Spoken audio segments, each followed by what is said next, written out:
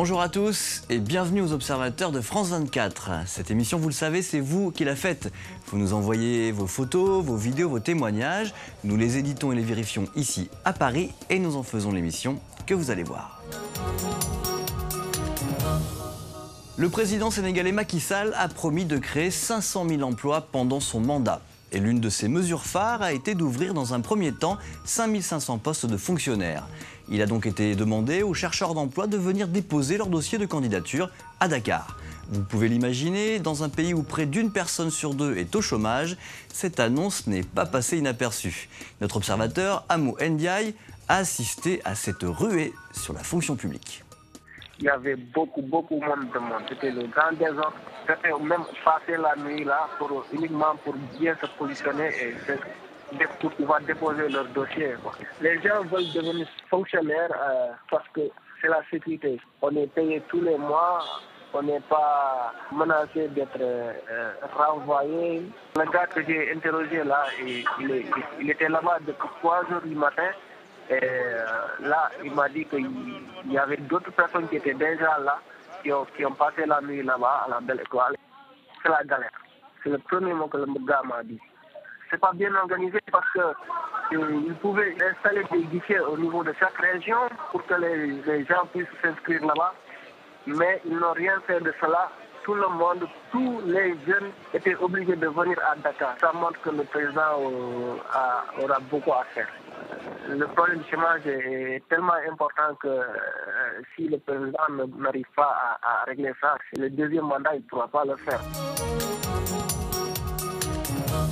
La Chine est devenue le poumon industriel de la planète. Mais sa croissance fulgurante a aussi des conséquences désastreuses pour son environnement et notamment pour ses rivières. Atterré par la saleté des cours d'eau dans son pays, un journaliste chinois a lancé une campagne intelligente pour alerter les autorités sur le problème. Nos rivières sont des poubelles, un récit d'un observateur qui témoigne sous le pseudonyme de Lu Haitao.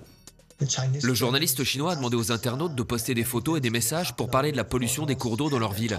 Il a reçu des centaines de réponses. Des images où on voyait la pollution des rivières, les poissons morts, et puis les canalisations des usines qui rejettent leurs eaux sales directement dans l'eau.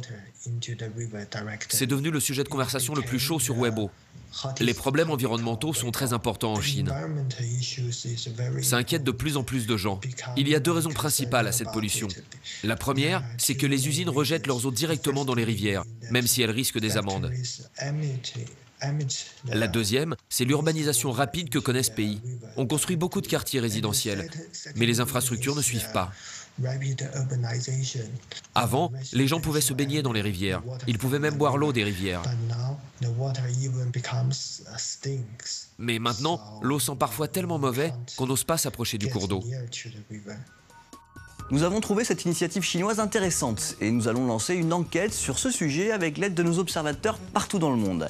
Donc si vous aussi, votre cours d'eau est pollué, envoyez-nous vos images en vous connectant sur le site des observateurs.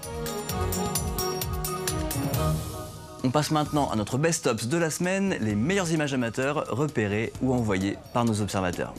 On part d'abord pour l'Arabie Saoudite avec notre observateur Faisal Al-Zarani.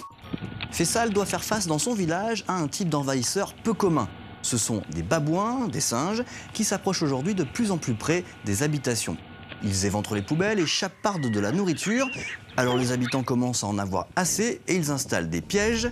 Ici, c'est à coup de décharges électriques qu'on tente d'éloigner les pauvres primates. Direction maintenant Goma, en République démocratique du Congo.